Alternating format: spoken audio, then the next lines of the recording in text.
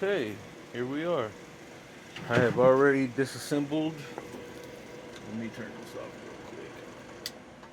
I have already disassembled the bottom so I can slide the whole thing out. I'm just finished letting it drain. Or just letting it finish drain, sorry. And we got some buds in here that are super frosty. I went ahead and left them in dark for quite some time.